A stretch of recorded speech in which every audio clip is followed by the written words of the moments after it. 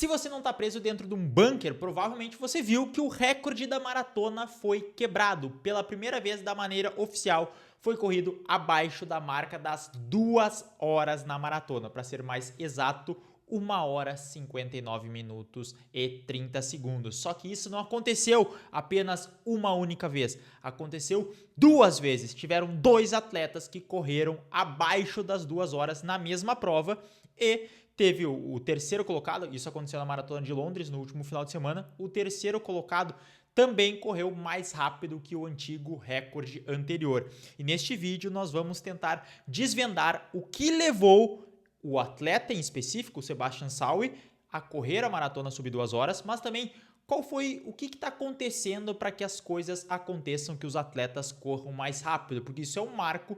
Pegando as previsões dos antigos fisiologistas, eles acreditavam que o recorde da maratona seria quebrado lá por 2040, mais ou menos, que iam conseguir correr abaixo das 2 horas. Só que isso aconteceu em 2026. Então eu vou tentar explicar para você, trazer o máximo de informações possíveis do porquê isso está acontecendo, beleza? Eu trago aqui 5 informações que eu acho que são essenciais para que a gente entenda. Então esses 5 pontos, eles levaram sim a que o recorde seja batido. Mas antes disso, eu tenho que dizer que eu sou o Nestor, sou treinador e atleta amador de corrida de rua. Caso seja a tua primeira vez aqui no canal, inscreva-se para receber mais vídeos como esse. E se já é um inscrito mais antigo do canal, tu sabe que esse vídeo vai ser bom, então já deixa o like aí para ajudar na divulgação desse vídeo. Se está caindo aqui pela primeira vez, calma, pode deixar dar o like aí no meio do vídeo, no final do vídeo, se eu trouxer alguma informação importante para ti. E lembra também que se tu quiser treinar comigo à distância, onde é que eu pessoalmente vou estar te orientando passo a passo para que você atinja a sua melhor performance na corrida, é só tu clicar no primeiro link da descrição. Então vamos lá, tá? Primeiro ponto aqui que eu acho essencial a gente falar. A alimentação do Sebastian Saue acabou, aqui tá, faltou um T, né? Acabou sendo um dos pontos chave. Ele está consumindo ali mais de 100 gramas de carboidrato por hora. Foi da Maurten, se eu não me engano, é a empresa que está fazendo isso. Então, teve toda uma questão de reposição de carboidratos. Isso é algo muito interessante, tá? Eu sou um defensor que a gente deve sim realizar treinos em jejum, treinos onde é que a gente corre no estado depletado de carboidrato, porque isso favorece as adaptações do nosso corpo para a gente conseguir correr mais rápido. Mas sim, é inegável de dizer que durante uma competição esportiva, a gente precisa estar abastecendo o nosso corpo com o máximo de energia. E ele conseguiu maximizar isso da melhor forma possível. Então, mais ou menos uma estratégia seria treinar num low carb ali, ou treinar com uma disponibilidade menor de carboidrato para que a gente force adaptações no corpo. Não precisa ser sempre, mas isso é algo importante. E no dia da prova é combustível o máximo possível que conseguir. Se eu acho que a gente precisa ficar se entupindo de gel de carboidrato ou de carboidrato em todo o treino, não acho. A gente precisa treinar muito mais e nem é tão benéfico assim a longo prazo. Mas eu acho que no dia da competição vale sim usar alguns sachês de géis, ou fazer a estratégia como aquele fez, de ingerir mais carboidratos para que a gente dê esse aporte teórico. A gente sabe que um dos pontos que leva à quebra da fadiga na corrida é justamente a falta de carboidrato. Então, quando o corpo detecta que o glicogênio ele está diminuindo no nosso músculo, que a gente tem menos disponibilidade de glicogênio, o nosso cérebro já começa a limitar a nossa performance. Então, ele começa a diminuir a nossa performance para que a gente consiga sobreviver, entre aspas. Então, esse é um ponto limitante. Agora, quando a gente fornece o carboidrato para ele, a gente consegue fazer com que o corpo utilize esse carboidrato que está circulando ali, que a gente está ingerindo, e também que a gente utilize mais do nosso próprio carboidrato endógeno, né, no carboidrato que está armazenado tanto no músculo quanto no fígado. Então isso faz com que a gente melhore a performance. Além do que, tem um terceiro benefício ainda, que é a questão mental, porque só bocejar com carboidrato na boca, só a gente molhar a boca com uma bebida que seja doce, que sinalize para o cérebro que, olha, tem disponibilidade de energia, faz com que a gente melhore a performance. Então, se a gente fizer isso ao longo de uma maratona, isso acaba sendo muito interessante. Então, esse é o primeiro ponto. Não há como dizer que a quantidade de carboidrato ingerida dele é um ponto que não deva ser levado em consideração. Mas eu acho que as pessoas superestimam o quanto que isso faz a diferença. Mas sim, a gente está vendo um avanço na questão de reposição, tanto durante, pré e depois da corrida, e isso está fazendo diferença porque é uma das possíveis explicações do porquê os tempos estão tão rápidos atualmente, tá? Então, se você quiser ajuda nisso, procure um nutricionista que vai te ajudar nessa questão, mas eu, como treinador, essa é a minha recomendação, que faça treinos, sim, em jejum ou treinos sem ingestão de carbo para treinar o corpo, e aí no momento da prova, claro que a gente precisa fazer alguns treinos para treinar o intestino também para absorver mais carboidrato, mas no momento da prova a gente tem que usar todas as nossas armas disponíveis para a gente conseguir performar de uma maneira melhor, beleza? Então aqui, ó, já riscamos a quantidade de carboidrato ingerido. Deixa eu até botar uma letra melhor aqui, ó. Que fica aqui, ó. Riscamos quantidade de carboidrato ingerida. Já passamos sobre isso. Próximo passo, tênis de corrida. E aqui é indiscutível, tá? O tênis, ele dá uma melhora de performance? Dá. Não tem como a gente falar que não dá, porque desde a inclusão dos super tênis, ultra tênis, tênis com placa de carbono, tênis com espuma, ali em 2017, 2018, a gente vê os recordes e mais pessoas correndo mais rápido. Então, de fato, o tênis ele vai nos trazer mais performance na corrida. E alguns dos pontos é tanto a placa de carbono que tem nos tênis, é tanto a própria espuma que devolve mais energia, quanto também o peso dos tênis. Se eu não me engano, lá por 1970, foi os criadores da Nike, lá, o Phil Knight e o Bill Bowerman, eles deram um tênis pro Steve Prefontaine, que foi um dos grandes corredores da época, e ele pegou e tinha arrancado até o logo da Nike, o swoosh, né, aquele certinho ali, tinha arrancado o logo do tênis, porque ele falou que quanto menos peso eu tiver nos pés, melhor. Isso é algo que a gente vê comprovado dentro das pesquisas científicas, tá? Uma coisa que afeta muito é o nosso peso corporal, obviamente, então quanto menor o meu peso corporal, mais rápido eu vou correr, desde que eu mantenha a mesma força e mantenha os mesmos mecanismos fisiológicos, mas também quanto menos peso eu tiver levando nas minhas extremidades, ou seja, nos meus pés, mais eficiente será a minha corrida.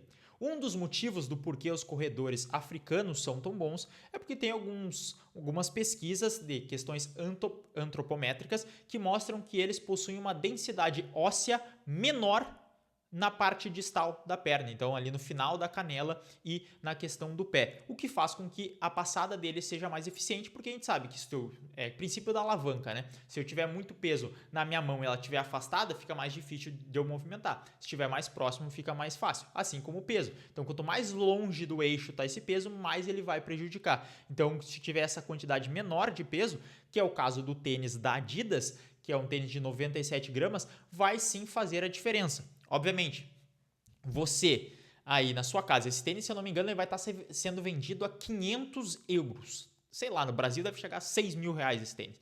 Se eu acho que você precisa disso para correr a sua maratona mais rápido, não acho. Aliás, se você quiser correr uma maratona mais rápido, uma meia maratona mais rápido, um 5, um 10K, a melhor forma de você fazer isso é através do treinamento. E para isso, eu recomendo.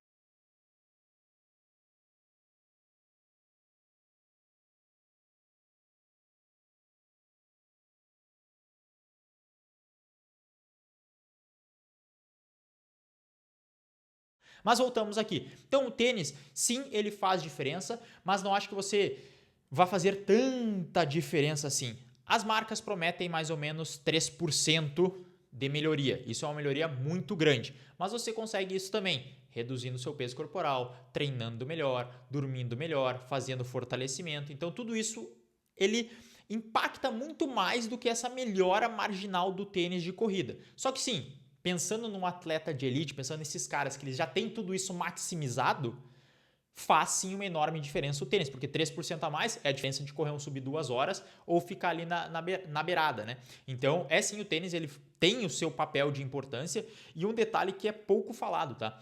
Mas, normalmente, os tênis, eles são maximizados para o corredor. A margem desse estudo, dessa melhora de 3%, foi lá no início. E o que isso queria dizer? Que é uma média, só que tem tênis, dependendo do teu estilo de pisada, do teu estilo de corrida, que vão favorecer mais, ou seja, tu vai ter mais ganhos e outros tu vai ter menos ganhos. Por isso que os tênis feitos para os corredores profissionais, muitas vezes é um protótipo moldado às características daquele corredor. Se eu não me engano, até os próprios Alpha Fly da Nike eram moldados para o pé do Kipchoge na época lá. Por quê? Para ele ter maximizar o seu retorno de energia e maximizar a sua performance. Então, acho que sim, você tem que usar, se você quiser utilizar o tênis de placa e tiver condições de investir, vai fazer a diferença, mas você não precisa investir. Se você focar em melhorar esses outros aspectos que eu falei, treinamento, alimentação, o descanso, o fortalecimento, isso vai te ajudar muito mais, tá? Mas é indiscutível aqui que a gente vai ter que riscar mais um item da lista que o tênis de corrida ele faz sim muito importante. Terceiro ponto, aqui nem se fala, né? Treinamento é treinamento. É impossível a gente melhorar na corrida se nós não estivermos treinando. E aqui tem que dizer, os caras, eles treinam pra caramba, tá? Peguei essa reportagem, é a reportagem da Runner's World, onde é aquele é o ciclo brutal de treinamento de 10 dias que Sebastian Saue usou para correr uma maratona sub 2 horas. E você também pode usá-lo. Obviamente que você não vai usá-lo, mas aí eu vou estar analisando aqui o regime de treinos dele, tá? Então vamos lá. Para as elites da maratona, o ciclo de treinamento da maratona não é um ciclo de treinamento comum, não é algo que você vai encaixar na sua vida. Isso é a sua vida. Esse é um outro primeiro ponto muito importante, tá? Um atleta de elite, ele vive para isso. Então, o trabalho dele é treinar. Ele não tem que conciliar o treino às 6 da manhã para terminar o treino às 7h15 porque tem que trabalhar às 8.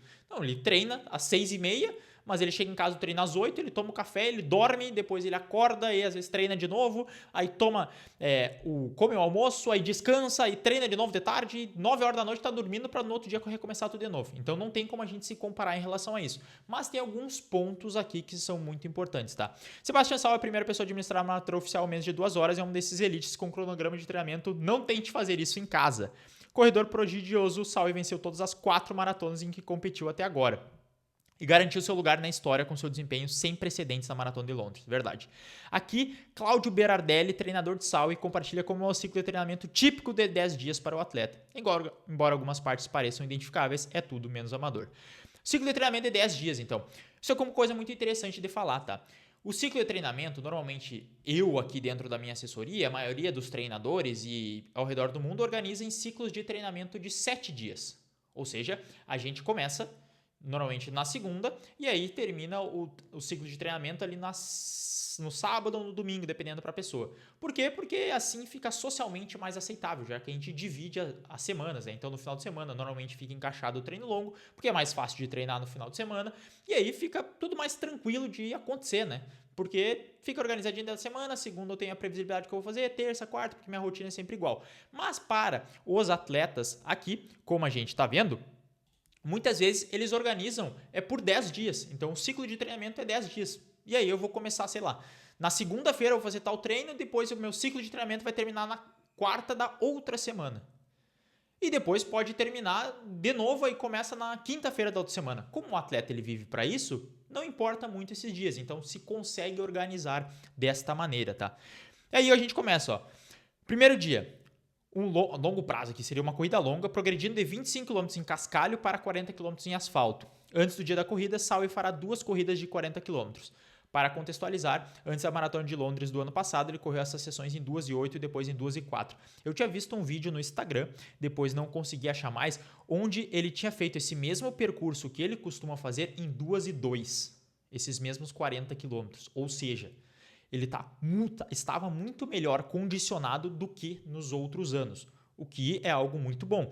Então, se você fazer também, realizar treinos parecidos, sessões-chave, nas suas preparações de maratona ou meia maratona, sempre no mesmo local e em condições parecidas, principalmente se você vai treinar ou vai competir na mesma prova, isso ajuda com que você tenha uma métrica do quão bem preparado você está. Por exemplo, eu vou competir na Maratona de Porto Alegre, tá? Dia 30 de maio. Na verdade, na meia maratona, né? Meu objetivo é correr sub 1h15. Então, tem alguns trajetos aqui da minha cidade que eu sempre faço eles. E eu consigo perceber a minha evolução de um ano para o outro, porque a Maratona de Porto Alegre é mais ou menos sempre na mesma data, então eu consigo saber que o clima mais ou menos aqui vai estar sempre o mesmo, o percurso é o mesmo, então eu consigo me comparar ano após ano e saber o quão bem preparado eu estou para chegar naquela prova. Essa é uma dica muito importante, tá?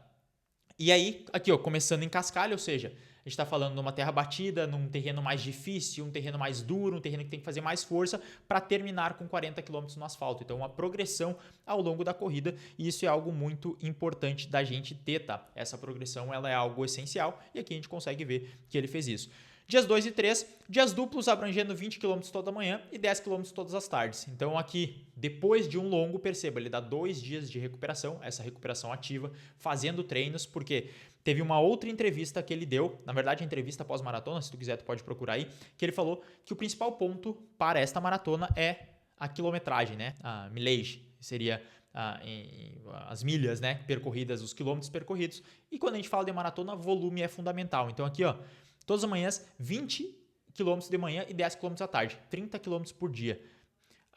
O pico de preparação do Sebastian Saue para esta maratona foi de 250 km, se eu não me engano. Ou seja, muito volume. E se quiser correr bem uma maratona, quanto mais volume tu conseguir colocar, melhor vai ser, tá? Maratona, principal ponto é volume de treinamento.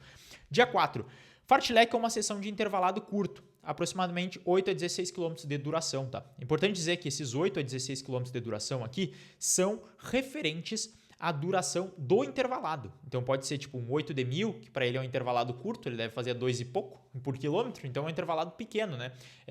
Ou sessões 5 de 2000, 6 de 2000, então sessão de intervalado, tá? O fartlek é uma sessão de intervalado que é essencial para evoluir.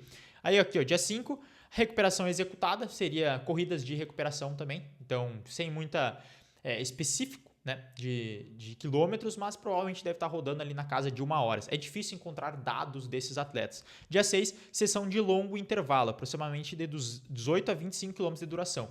Provavelmente aqui ele deve fazer sessões de 2 km, 3 km, 4 km, 5 km de tiro.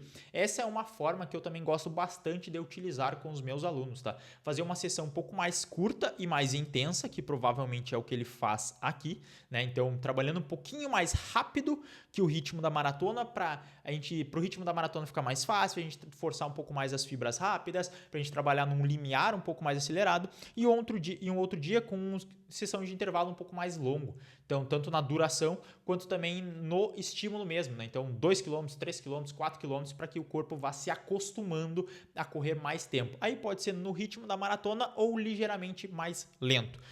7º dia, dia de recuperação também. Dia 8, trabalho de colina ou subidas, 12 a 25 repetições de 80 metros. E é interessante pensar nisso. Nossa, mas por que ele está fazendo repetições aqui de 12 a 25 repetições de 80 metros?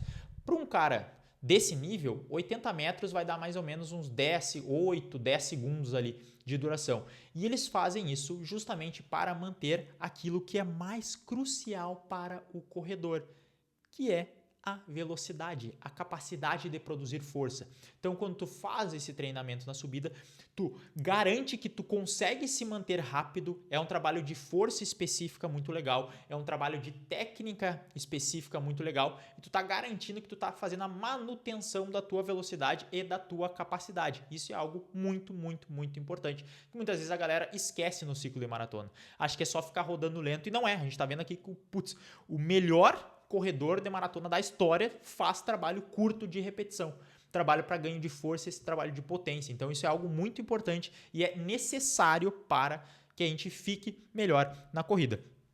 E aí, dias 9 e 10, mais corridas de recuperações, enfim, um volume aí, esse ciclo de 10 dias, depois que ele dá esses 2 dias de corrida mais lenta, volta de novo para um treino longo e assim segue sucessivamente. Então, a gente conseguiu perceber aqui que o treinamento é algo essencial dentro da corrida. Então, sem treinamento, nós não conseguimos evoluir.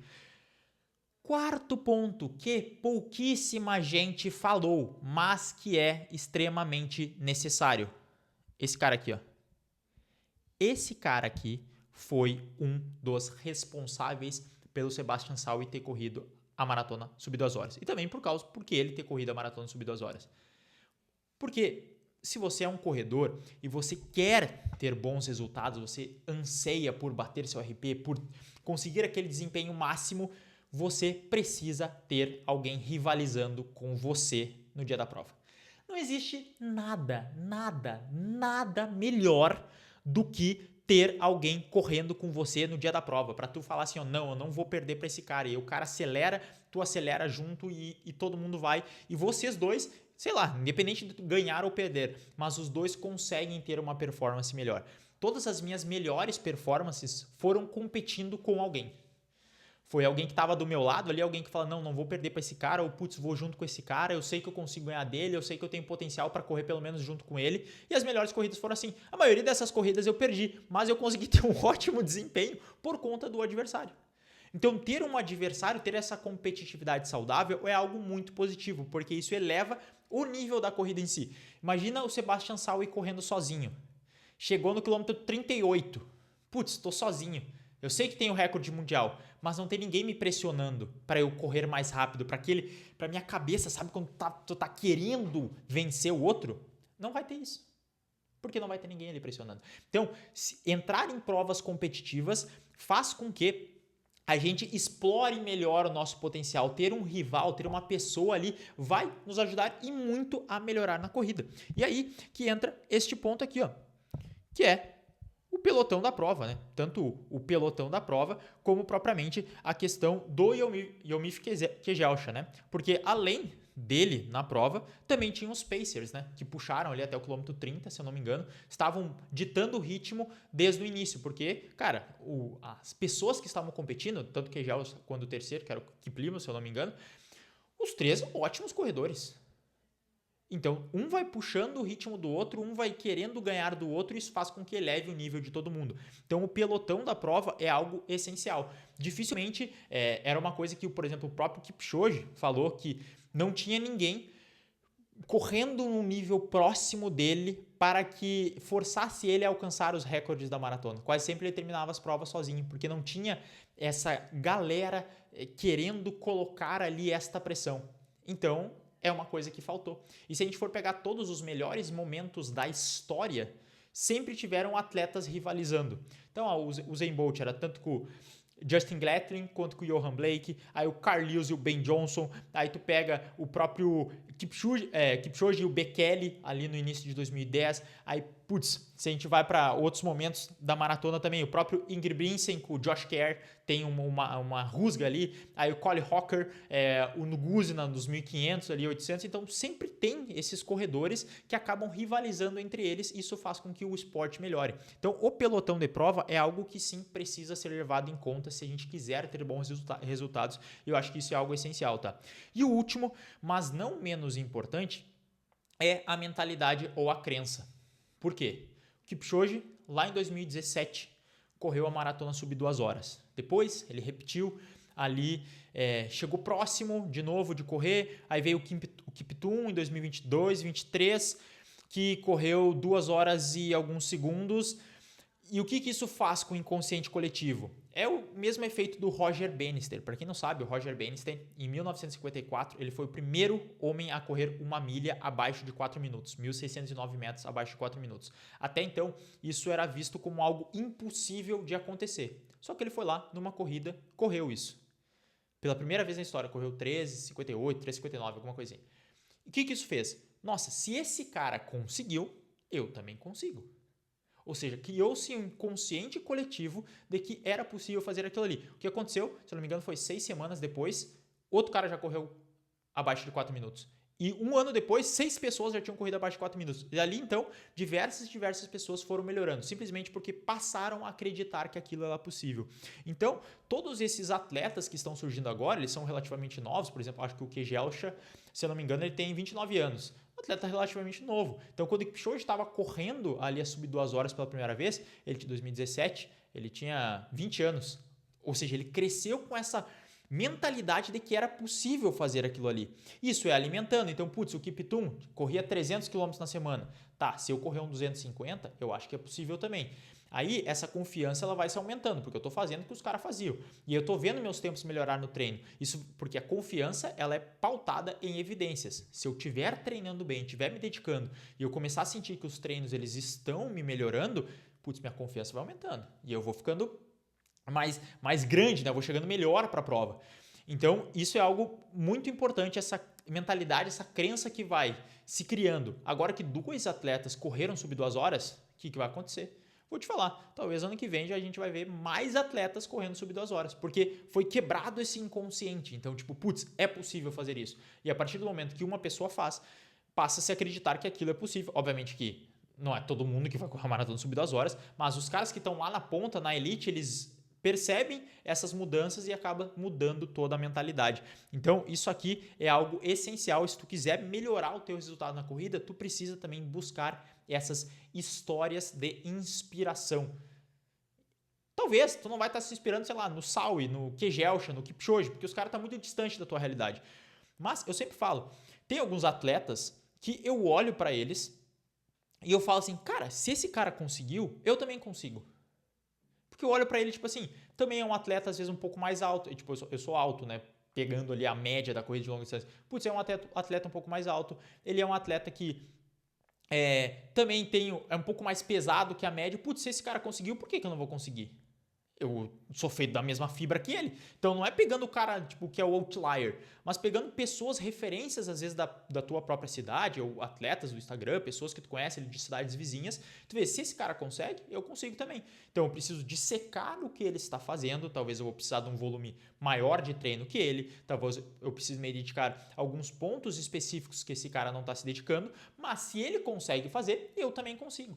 E é essa a crença que a gente precisa ter. Então, pegar esses exemplos positivos, e eu não falo isso como uma forma de inveja, tipo assim, se ele conseguiu, eu vou conseguir também. É muito mais como uma forma de inspiração mesmo.